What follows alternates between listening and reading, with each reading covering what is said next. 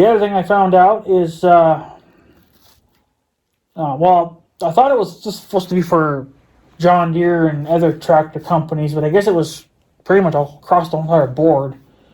That bill called the right to repair your own stuff, whatever the hell they really call it, the right to repair.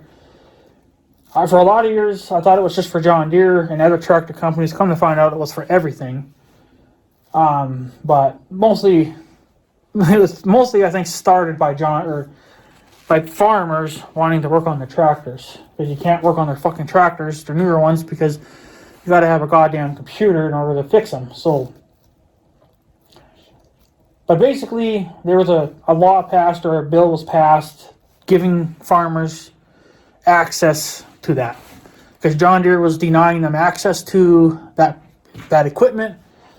In order to have your tractor serviced, you had to call John Deere, and then they had to send out a tech guy, and that's not right. And then that costs money. I mean, for him to be there for an hour or two, that's already like $400, because they charge by the hour, right? So, and then they come to find out, it's probably just some kind of a stupid sensor.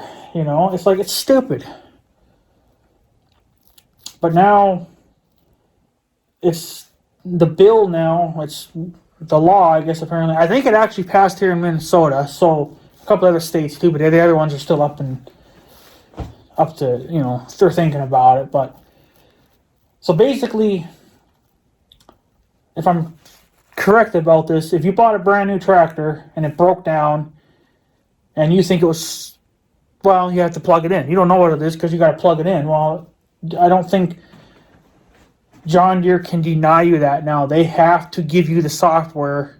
Either you have to buy the computer from them, or I don't know, if maybe you can rent it from them or whatever, or they just have to give you the stuff regardless. So basically, I think it is that they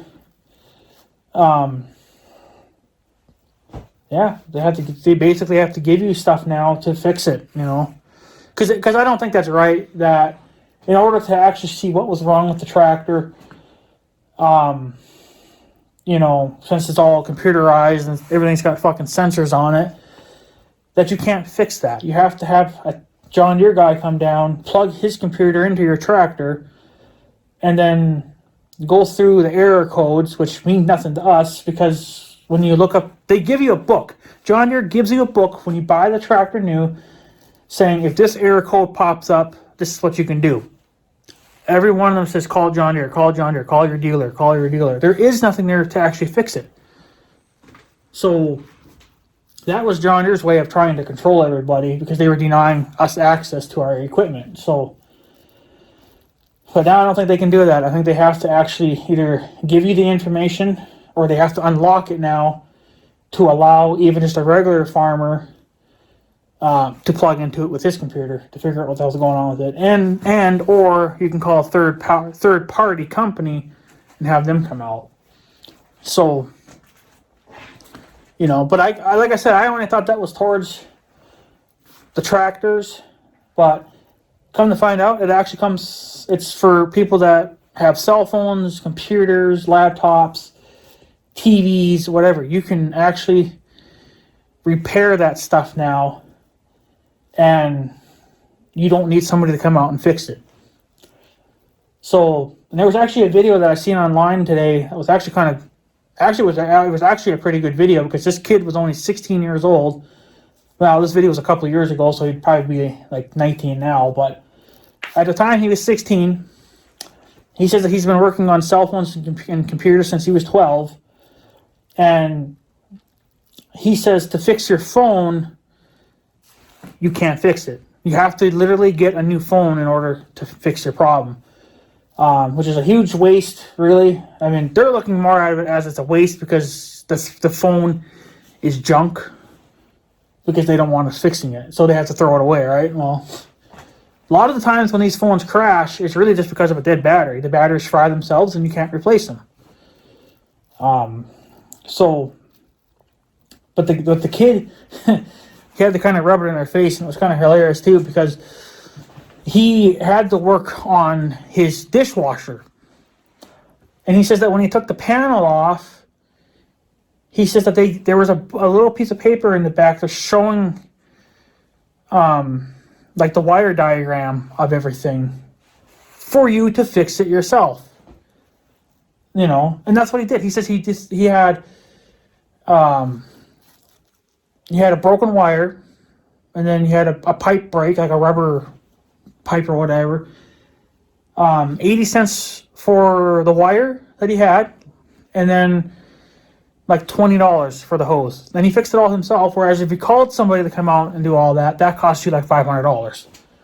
You know, so.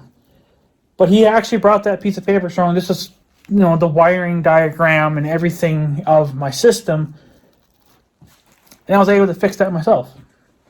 See, but with our, you know, like the cell phones like this one here that I'm using to make this video, they don't want you to fix it. They want you to run it till it blows and then go buy a brand new phone. Which, you know, iPhones from Apple are getting very expensive. You're talking like $1,500 now. You know. And it's so ridiculous. And then they don't want us to fix these old ones. Well, I could have taken, you know, a phone apart. Even he was saying it too. All you have to do, take the 4 screws out, and then then the screen, and then your battery comes out. But I don't know. But for a lot of phones, they were actually locking them up, so we couldn't get inside them to actually fix them. So, but now apparently they have to give you parts in order to actually fix them if you want to fix them. If you don't want to, you don't have to. But if you want to save a few dollars, they really can't deny you that, especially here in Minnesota, because apparently they passed that bill here, and then there's a couple other states too that passed it. So if I wanted to get a new battery for this phone or something, you know, I can literally either call up Apple or iPhone or whatever, you know, and be like, hey, I need a new battery for this phone. And they really can't deny me that. They have to give me that part. So, but that's what it sounds like now anyway, is that they cannot deny you access to your stuff. They have to give you either the parts, or if they don't make the parts anymore, then they have to try to help you to find a third-party company that makes those parts. So, and what was sad, going back to these tractors, the farm tractors, I guess a lot of farmers were actually hacking their tractors.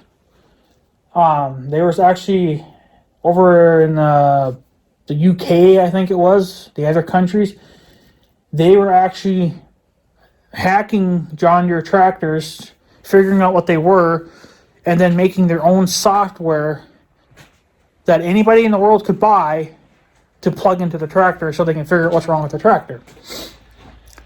Now, yes, you're buying that from a different country. It's not John Deere's stuff. It's third party. But they were able to actually figure out what's going on with their tractors. You know, they were able to plug that stuff in. It gave them the correct error codes. It told them what sensors were bad. Yada, yada, yada. So, but yeah, that was actually kind of smart of them. But I don't know. Apparently, from what John Deere says, that actually the most amount of money that they're making every year is actually not in sales. It's actually in repairs, which is actually kind of surprising. You think it would be the opposite, but you know, the way it is nowadays, people don't want to keep buying new tractors all the time. They want to get 10 years or more out of their tractors. You know. So, just like with me and Big Red. Okay, I've had Big Red for well over 10 years. I bought him in 2009. But it's really a 2010 model. And he's only got like 80-something hundred miles on him. You know, 8,000 plus miles. So, and there's people out there that have four-wheelers with 12, 15, maybe even closer to 20,000 miles. My goal is to get this machine up to 10,000 miles. And then we'll see what happens from there. Okay. But Then once I hit 10, then it's going to be 15, and then it's going to be 20, and I'm just going to keep going until something just goes completely freaking wrong with the machine, and it's not worth fixing. Right now, this machine is worth fixing because it's just ball joints, the charging system, and then the exhaust system's not a big deal. You can deal with it, but it is an issue. That's all that's wrong with this machine. You fix the ball joints, you fix the charger, you fix the exhaust, you got a perfectly fine machine. I could put another 600 miles on this machine in 1 year. That's what I put on this machine pretty much every year. It was more when I was plowing snow with it, but now since I don't plow snow with it anymore, yeah. So it's right around that 500 miles that I'm putting on it roughly every year. So that's a lot for a four-wheeler, you know, but the farmers are kind of on the same page that I am. I want to own my stuff for as long as humanly possible, you know. I don't want to put 1,000 miles on the machine and then the sensor blows out and then there's no way to fix the sensor, you know, because I can't replace the sensor because, for one, I don't know what sensor it is, and two, they're denying me access to figure it out. You know, I mean, come on. John Deere is so ridiculously stupid because when you got the book, it says, okay, if this sensor goes out, you know, well, you can look it up in the book. They give you a book and it says, you know, the sensors and what they do and their part numbers and whatever the fuck else. I don't know, but yeah, but if you need to, well, I guess if you need to replace the sensor and you don't know where it's at or can't find it or whatever, you can't find out, you know, like there's no way to find out what it is because in the book it just strictly says to call your local John Deere dealer. That's stupid. The only time that we should be calling John Deere, or any tractor company for that matter, is when we want to buy parts or buy a new tractor. Of course, if you're going to buy a brand new tractor, you're most likely going to go to the lot and look.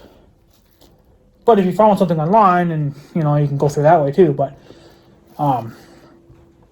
at my local John Deere dealer right now is I don't know what year it is, I forget, but it's a John Deere 4720. It's the older versions.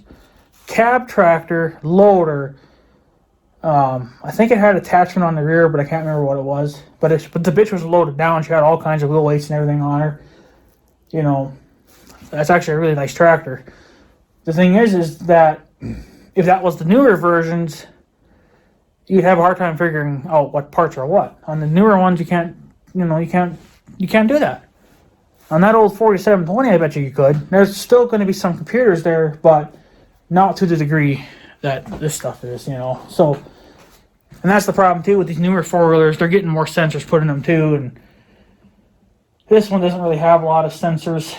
But I bet you all the newer ones probably have even more because they're stupid. So, but I don't know. I just can't believe it. So, but yeah, it sounded like that bill passed. So, what do? You know, it's actually a good thing. But I just thought it was just strictly for the tractors. But I guess it was for everything else too. So, that's good then. So. But yeah, guys, I'm going to take off. This video is going to be way too long now, but I'll try to edit what I can out. But, yeah, since I kind of know what's going on here now with these ball joints, I think maybe sometime I'll try to attempt to fix that myself at least and get one thing repaired on him. But for right now, the John Deere mower deck needs my attention, and I need that thing going even more than this. So if I can order the parts from John Deere and replace it myself, then I'll do it. But yeah, so but we'll see what those parts cost. I imagine they'll be close to $100 if not over. So we'll see. But yeah, whatever. So anyways, guys, I guess I'm gonna take off. I do apologize for the super long ass video, but it just ended up being that way again. But yeah, so we'll look into this more in the summertime when it's warmer out and it's not freezing cold out. But right now it's gonna be the mower deck. I want to get that thing fixed and get it back up and functional again. And then once we're done with that, well, then maybe we'll start tinkering with Big Red. Maybe order some ball joints and then just fart around with it for a while, see what we can come up with. So, but yeah. So yeah, anyways, guys, I'm going to take off. So I guess I have a good day and stuff. So yeah, thanks for watching, guys. Take her easy.